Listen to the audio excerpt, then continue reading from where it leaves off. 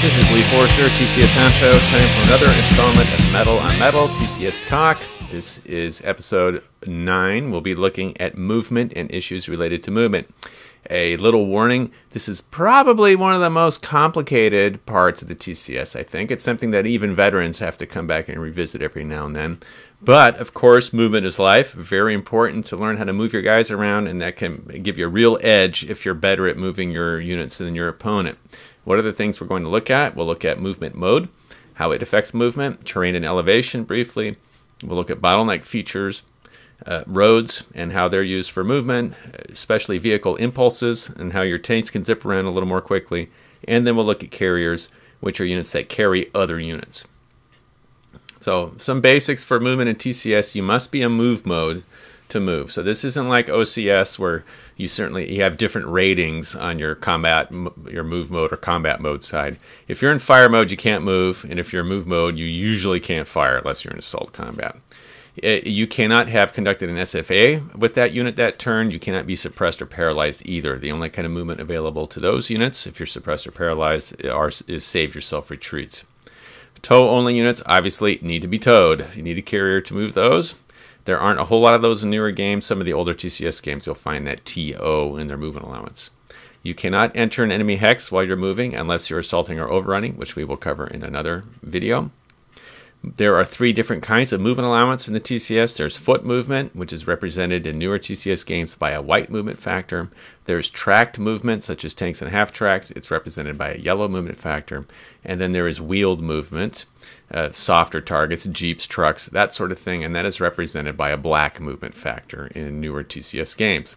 The terrain effects chart will specify different movement costs for terrain for each of the 3 types of movement factors just described. In current TCS, it wasn't the case in the old TCS, but in new TCS, you have to complete moving a stack before you move to another stack. Back in the old days, you used to be able to move stacks a few movement points and then move different stacks. It got quite complicated. The one exception, however, as we'll see, is impulses, where you can conduct 3 separate impulses like 3 different moves. You don't have to conduct all vehicle impulses at the one time, so vehicles have a bit more flexibility compared to foot types and trucks. Let's review quickly how you change mode. This is in 4.1. It's definitely worth studying because it's a little complicated. Well, it's complicated and not. It's straightforward, but it takes a while to get used to it. Infantry and weapons units, that would be infantry platoons, infantry guns, on-map artillery, etc. And also units with integrated carriers, which we'll talk about in a few minutes. For them, it is free to switch from move mode to fire mode. So it's a form of movement, but it doesn't cost any movement points. You can continue moving freely after that. To change to move mode costs 1/2 the movement allowance. For vehicles and carriers, it's sort of the opposite. And what's the rationale there? Basically, infantry can hit the ground in 3 seconds. So it's not so hard for them to enter fire mode. To get the whole platoon organized to move out in good formation takes some time in handling communication.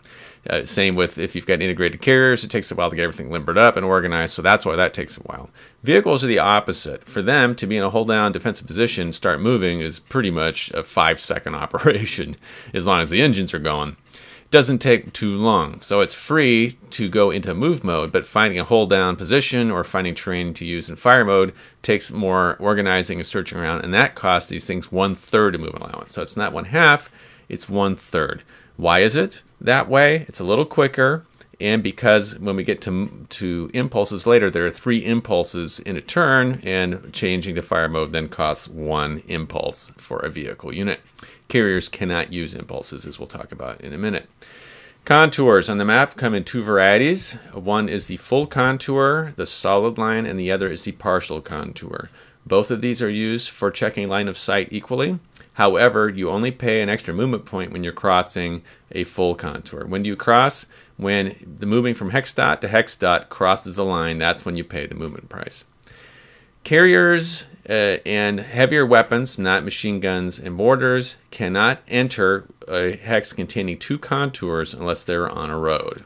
By the same token, you cannot also move crossing 2 contours without a road. So if there's a contour here and a contour there, that unit could not cross that hex, even though they can legally stay in one hex if there was just one contour there.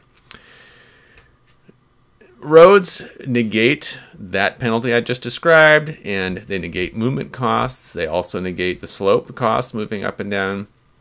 However, when you are moving along on a road, there's all sorts of negative modifiers, both to spotting and to fire, for movement-based overwatch against you. So if you've played TCS for a while, you will soon find yourself never using a road when you're near units that can see you of the enemy. Just because you're moving between two hexes connected by a road does not mean you have to use the road. So I can move from here to here and simply say I'm not using the road, and I'm paying normal terrain costs, and that would then protect me from being shot up by being an easier target to see if I was moving along the road. Bottleneck features are bridges and other such things that are defined in the game-specific rules. The one thing that bottlenecks do is that rather than offering one overwatch trigger for movement into that hex, they offer two overwatch triggers. It represents their extra vulnerability in an exposed position that's easy to observe.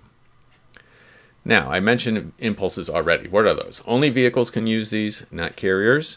It basically gives vehicle units 3 separate mini turns in a turn.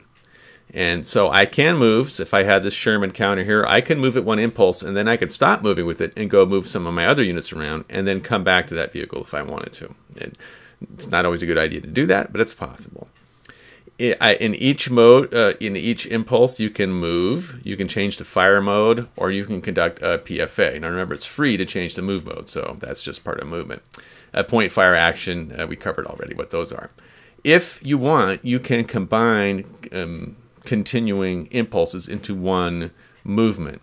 Why would you do that? This unit here is a movement factor 15. That means that in each impulse it has 5 movement factors. What happens if it's moving in jungle that costs 3?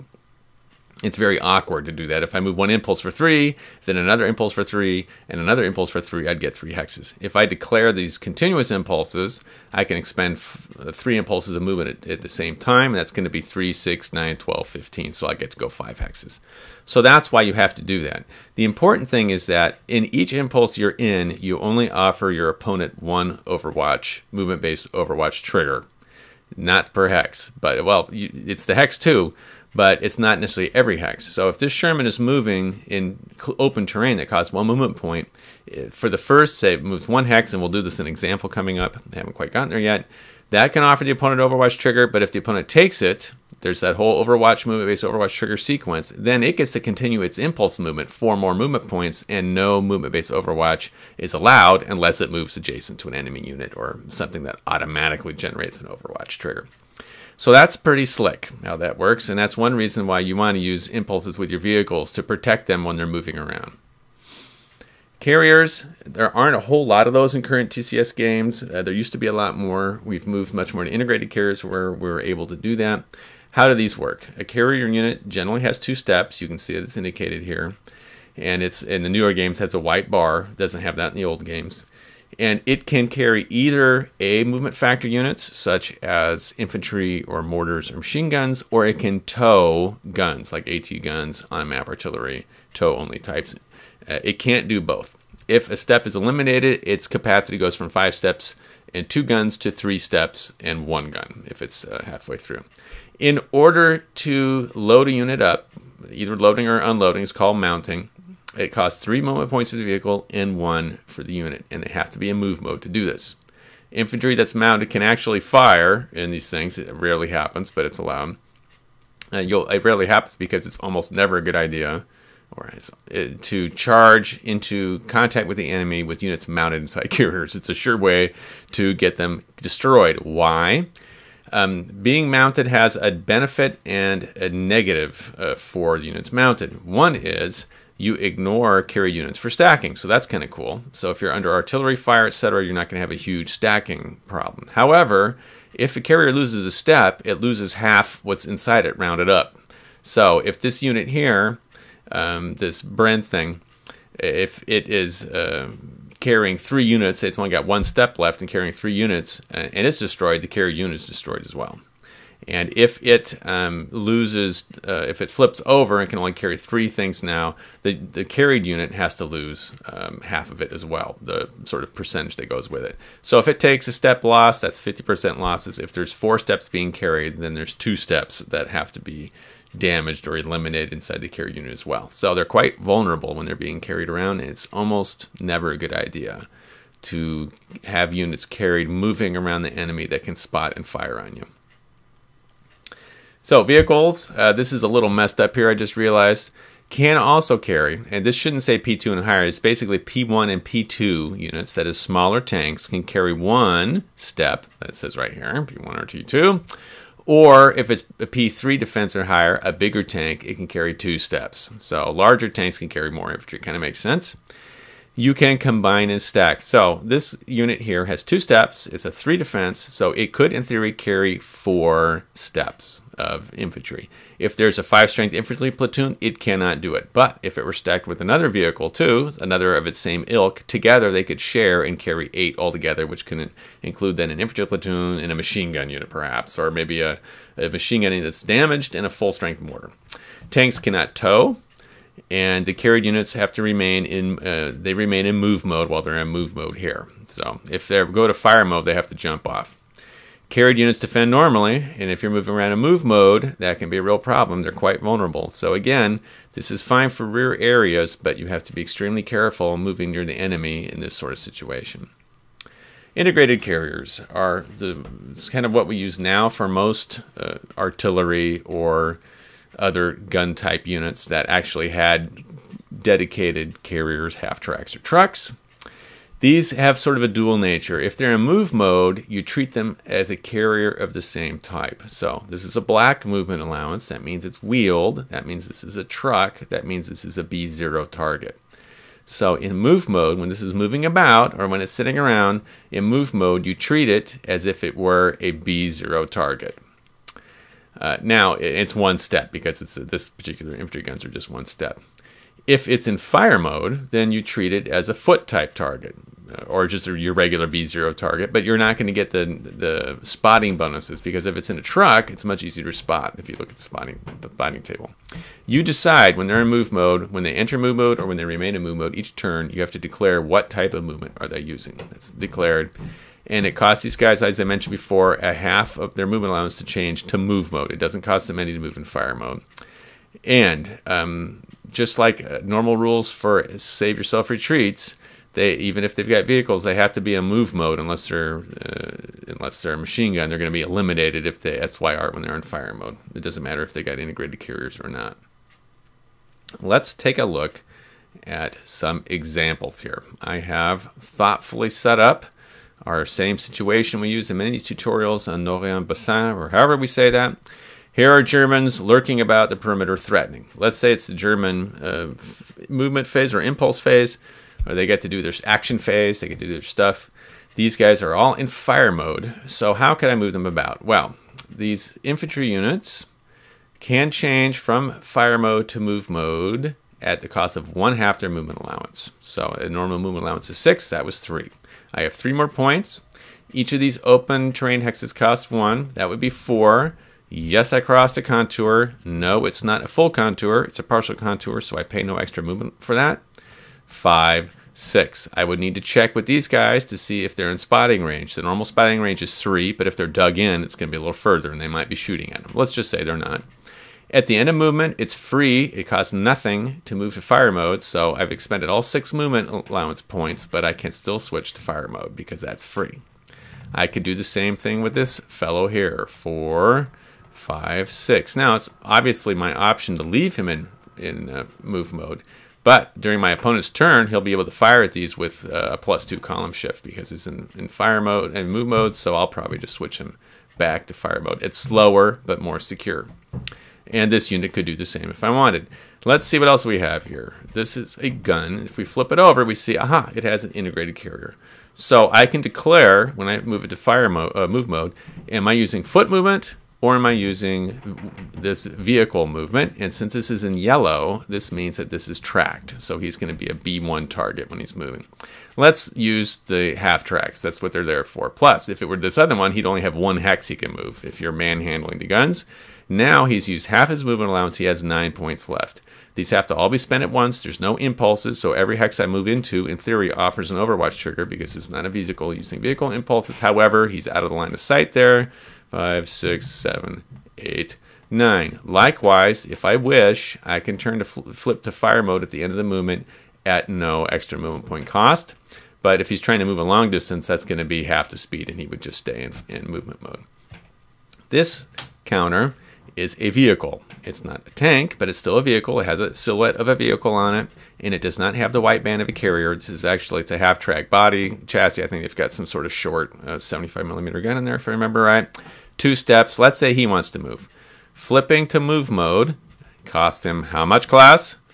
Nothing, because it's a vehicle or a carrier, and that doesn't cost anything. So he has 3 impulses. He's a vehicle. He can use vehicle impulses. Let's say he likes, he likes living in some danger. He's going to zip right by these guys. He has a burning urge to get in these woods for whatever reason.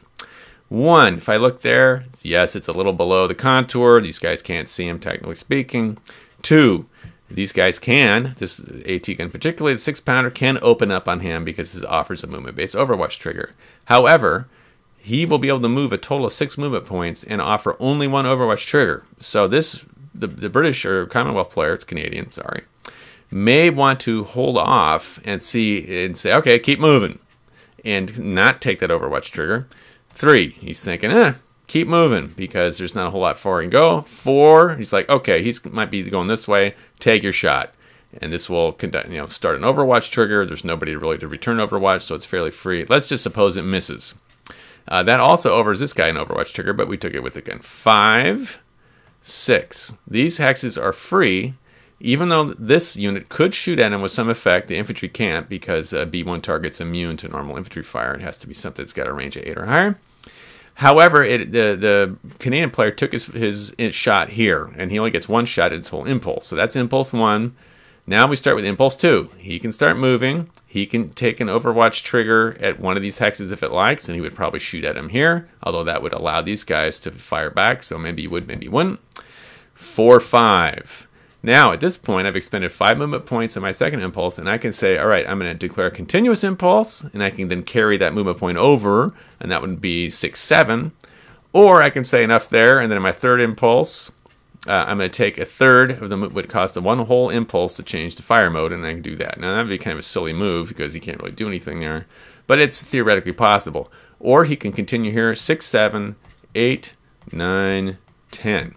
But he doesn't have the movement yet now to change into fire mode. He would just stay here in move mode. Again, that would be quite a silly move, but we're just doing this for example's sake. Hopefully that gives you a little bit of a sense of how things move around.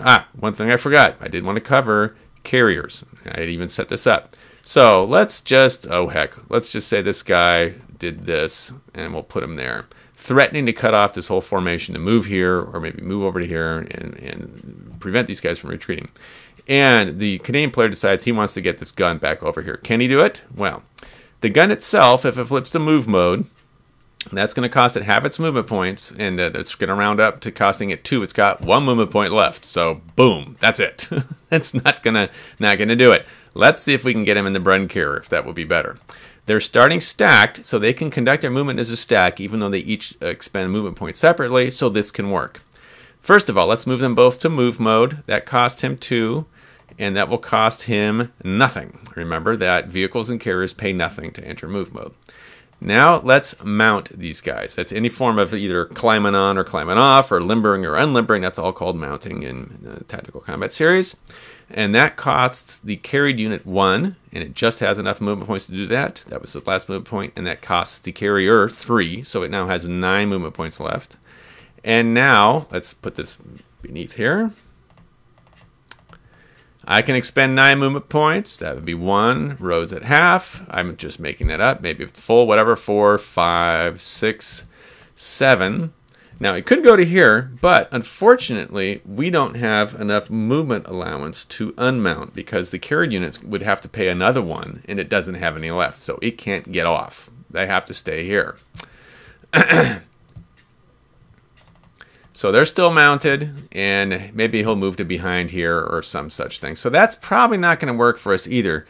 Just not enough movement allowance in this thing to kind of mount up, move around, and unmount. And that's where these integrated carriers sometimes are even a little more flexible than the carried units. But the carried units can obviously carry different things. Fine. That is what I wanted to show you here. In terms of examples, let's do our end of video summary. We looked at move mode. You must be in move mode to move in this game. We looked some at the effect of terrain and elevation. Only full contours cost you an extra movement point. You have to check your movement type to know exactly how to read the terrain effects chart. Bottlenecks offer 2 Overwatch triggers instead of 1. Roads increase your mobility, but increase your vulnerability as well. Best not to move along roads when the enemy can fire at you.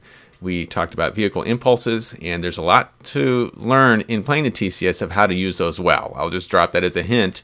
Learning how to maneuver with your armored formations is really important in Tactical Combat Series. And then we looked at carriers as well. Not super flexible as you saw, but nice in the long run for getting units across the map quickly. That's it for this installment, and hopefully we'll be with you soon for installment number 10. Also die.